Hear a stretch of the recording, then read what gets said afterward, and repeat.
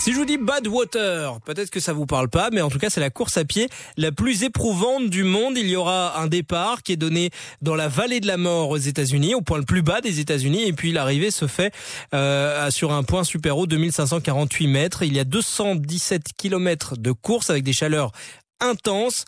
La température monte jusqu'à 75 degrés au soleil, 50 degrés à l'ombre.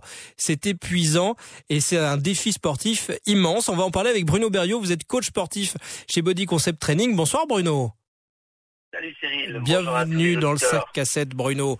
Bruno, pourquoi est-ce qu'il y a des gens qui se donnent des défis intenses comme ça? On aime se faire mal quand on fait du sport? C'est une excellente question, c'est une excellente question Cyril, parce qu'en fait c'est ce que j'allais vous dire. Je suis très content d'intervenir dans votre émission, comme d'habitude, mais c'est vrai que sur un point comme celui-ci, il serait intéressant d'avoir également le feedback d'un psy. Certains auditeurs vont peut-être être choqués par ce que je vais dire, mais c'est vrai qu'on peut se demander justement après quoi ces gens-là courent pour pousser l'organisme à d'extrêmes souffrances, parce que c'est clair que là c'est notamment de la souffrance, c'est inévitable. Il y a, quand on réalise un défi sportif, il y a un plaisir à aller aussi loin. Vous, est-ce que vous feriez ce genre de défi? Non, pas du tout. Quand il y a un défi, c'est chouette d'avoir un challenge parce que c'est quand même un élément motivateur. Donc c'est une clé essentielle au start. Par contre, aller si loin et pousser dans l'extrême, là je suis obligé, de par mon métier, de dire que on n'est plus du tout dans le bénéfice de la santé. On est dans l'usure de l'humain, on est dans l'usure précoce de la machine. Même si donc je me suis un petit peu renseigné sur cette course, parce que je savais que j'allais passer à l'antenne, et quand je vois Osvaldo Lopez qui a remporté cette course en 23h49 minutes, c'est dingue parce que les trois éléments de difficulté sont réunis, c'est-à-dire qu'il y a la chaleur, vous avez parlé de entre 50 degrés à l'ombre et plus de 70 au soleil, et je le sais parce que je suis passé il y a 2 mois dans la vallée de la mort, et j'étais à moto et c'est déjà une souffrance, entre guillemets. Non mais sans blague. Et puis le deuxième élément, c'est le dénivelé, qui lui n'est pas à négliger non plus. Et la chaleur, donc la distance, la chaleur et le dénivelé, les trois éléments sont réunis. Et vous savez, Cyril, ce qui est dangereux dans ce type de course, c'est le but de le faire, ça à chacun le sien. Même si je pense qu'il y a une soif de reconnaissance, j'en suis convaincu, mais mon métier n'est pas la psychologie.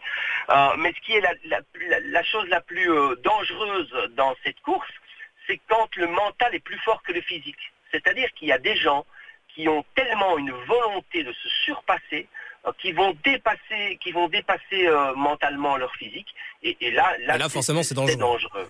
Alors je ne sais pas combien il y a d'inscrits à cette course, je ne sais pas si vous le savez, à celle-ci. Non, je ne sais pas vous dire combien de personnes sont inscrites, non. Alors, je sais qu'en 89, il y avait quelques dizaines d'athlètes, parce que c'est vrai. Ils sont pas nombreux à pouvoir faire ça. Voilà, ils sont pas nombreux à pouvoir faire ça, et en plus, je lisais aussi qu'en fait, ils s'entraînent sur des tapis de jogging dans des saunas. Oui, pour arriver à supporter des chaleurs aussi intenses, c'est complètement dingue. Mais alors, quand on est coach, Bruno, où est-ce qu'on perçoit la limite? Par exemple, moi, vous m'avez en coaching et je vais vous dire, non mais là, mon physique et mon mental est passé au-dessus. Déjà, j'en peux plus, coach. Vous allez me dire, t'es une grosse arnaque, tu vas continuer à faire ton exercice. Et comment est-ce qu'on arrive à doser, à savoir où est la limite?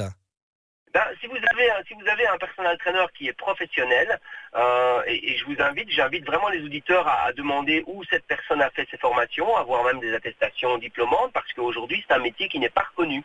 Donc se dit entre guillemets personal trainer qui veut, mais un bon personal trainer qui est professionnel, lui, va justement voir vos limites physiques, parce qu'il va utiliser d'abord le premier indicateur, c'est un cardiofréquence-mètre, et donc il va vous demander aussi l'échelle de l'effort. Donc ça c'est par rapport à votre ressenti. Donc il va avoir votre ressenti propre, et puis il va voir aussi le ressenti au niveau physiologique, qu'est-ce qui se passe au niveau du moteur. Et c'est vrai que je pense, je crois qu'on se connaît un peu maintenant, vous connaissez mon optique, on est dans la santé, dans le bénéfice de la santé à tout prix. Je pense que les jours qu'on passe sur cette terre, il faut mettre tout en place pour les passer du mieux que l'on peut. Alors c'est chouette, franchement chapeau, parce que moi je serais incapable de faire un challenge comme celui-là, et d'abord je n'en aurais nullement l'envie, mais chapeau de réaliser ça, c'est c'est exceptionnel. Hein. Je pense que c'est comme Céline Dion dans le chant. C'est clair. Il y en a peu qui pourraient chanter comme Céline Dion, mais je pense qu'il y en a peu qui peuvent arriver à faire un challenge comme celui-là.